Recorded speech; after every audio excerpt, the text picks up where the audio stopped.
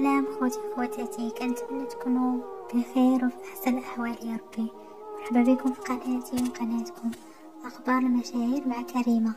ببالغ الحزن والاسى تلقينا وفاه المؤثره شيماء زوجة نوري اللي مسكين ضحى معاها ووقف معاها في عز الازمه ديالو، وهذا هو اللي كيتسمى الرجل الحقيقي.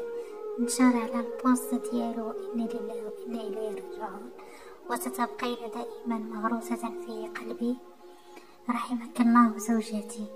يعني السيد راه متأثر بشكل كبير ولقى بزاف ديال الدعم من عند المتابعين ديالهم اللي كيبغيوهم وكيعزوهم، فالله يرحمها والله يغفر لها.